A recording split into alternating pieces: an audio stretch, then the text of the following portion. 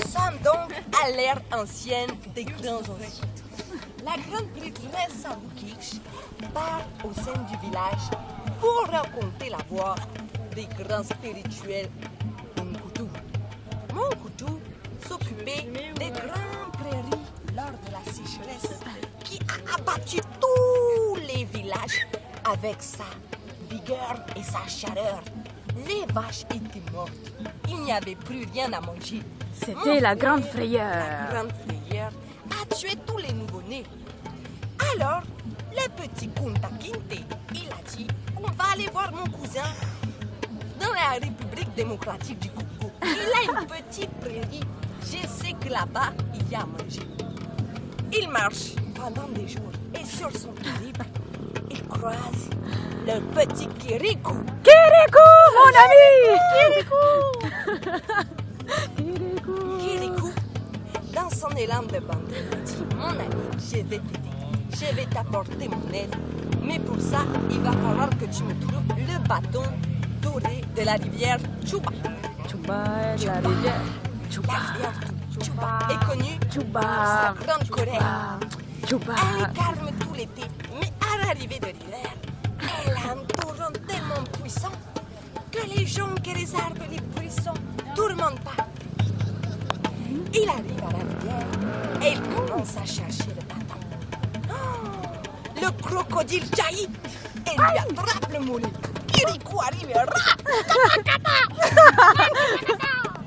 il lui donne le coup fatal de la justice.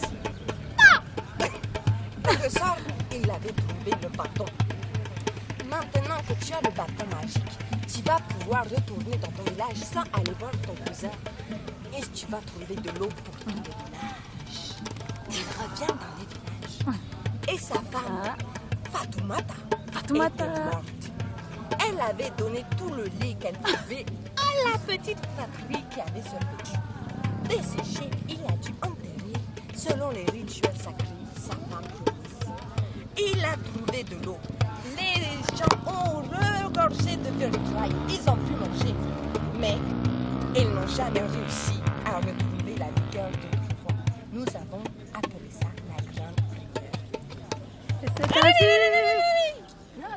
C'est ainsi que la grande prêtresse termine sur ces paroles de sagesse. La morale de l'histoire, c'est qu'il faut savoir affronter tous les dangers pour pouvoir ressusciter le village, la communauté entière.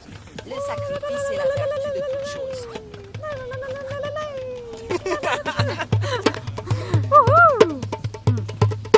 C'est le village qui naît.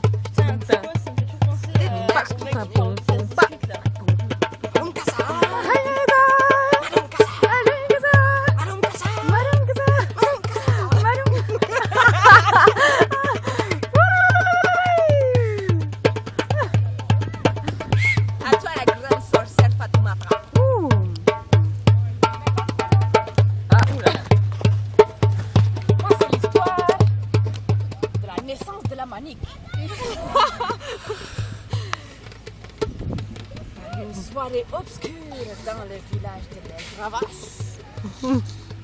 Trois énergumènes étaient arrivés. Leur arrivée était annoncée par le vent du soir et les éclairs de minuit.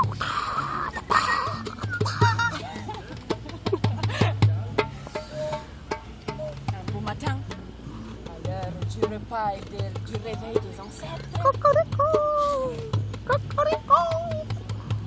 un des énergumènes se métamorphosa. Ses mains se transformèrent, prirent vie. Chacun son identité propre. Et là, la manique commença à parler. T'as loupé le conte africain, mec! On interrompt la session.